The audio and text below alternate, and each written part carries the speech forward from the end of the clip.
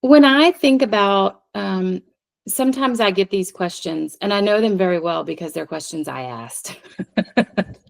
Um, if I were Amber's client, I would say, "Okay, so how do I do that? Like, what's the steps? Can you just boom, boom, boom? Can you just knock them out for me? Like, what do I need to do to make me feel like home?" And I think what I would say today as a fellow traveler is different than I would have said a few years ago. I hope it is, but I'm just aware of, um, even when I don't necessarily notice the work that I'm doing the work. Um, and what I know helps Amber create a safe space for little Am or teenage Am or however old I am. What makes this human experience feel like home is when I listen to her. When I'm embodied and she has a voice. So exactly what this connection, this community means to me that I shared earlier was I'm seen and I'm heard. No one tries to fix me. That's exactly what I do for her. She can feel anything that she feels. Um, it can't be wrong because feelings can't be wrong. But boy, them thoughts up there are almost always fucking wrong. I tell her that all the time. Don't listen to those. And what I know in my adult self, in my highest self, is it's the guidelines and the boundaries. Now, in my present day self, in Amber today, I don't always fucking know what that looks like. Like, I know something's needed cognitively and conceptually. I know that I have to do something, but sometimes it's like, oh, fuck, how am I going to do that? It's not that I do it right or I do it perfectly. It's that I attempt to do it for her.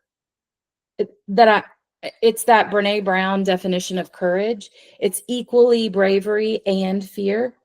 Like, even though I'm scared shitless, I'm still going to step forward and do it for her because that's my job.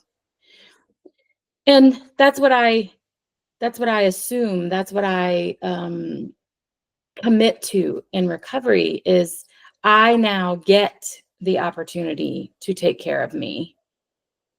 And frequently, I don't know about you guys, but it comes up on that whole freaky ass algorithm thing on Facebook. And when it like reads my mind or is listening to what I'm saying, frequently it gives me that phrase. I'm probably not going to say this as eloquently, shocker, as the memes do, but you'll get the gist. It's that one where it's recovery isn't about um, how well I'm handling the chaos. It's about my ability to invite in joy. I already know I get the fucking gold star for managing chaos. I'm the chaos coordinator. Like, I'm good at it. I have a master's in that probably. Recovery is not about managing all of that. Recovery is about in all of that, I find a way to say nope and invite in the joy. Because the joy is the vulnerability of it. I'm really good at being a badass and kicking ass and doing all the things and being the hero. I'm good at deflecting the needs, right? And so when I'm inviting in joy, it's me acknowledging that I have these needs, but more importantly, I have these rights. I have a right to have joy, even if I didn't experience for the first couple of decades of my life, doesn't mean I spend the rest of my life in deficit. And it also does not mean it's my mom's job to give it to me. As soon as I recognize it as a deficit, it's my responsibility. I chose her for a reason. There was something she offered me. That's my belief. I'm sorry, that's my belief. I believe I chose my mom, and she gave me and did for me exactly what I knew that she would. And it's also my journey to make sure my recovery looks like the way I want it to, because nobody else knows what I want it to look like.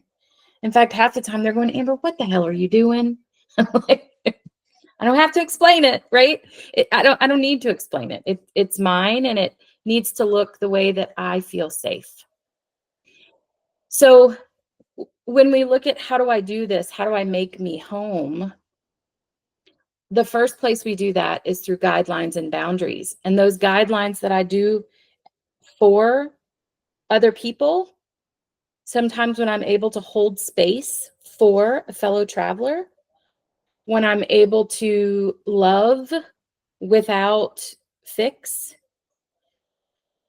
those are all the things I need for me and me. When she's getting mad and angry, not shoulding her and shaming her. Or when she's sick, I'm very guilty of this. Or when she's sick, not saying, come on, get up, we can get this done. We can at least do that. No, stop it.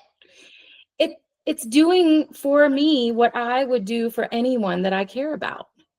And learning how to be a fellow traveler to me is the hard part. I think I love really well. And I love loving my people. I love loving on my people. And I know part of my soul contract and my journey is figuring out how to love that for me. How do I receive and not just give? And I think that's really hard because it's so vulnerable. But it's also a practice.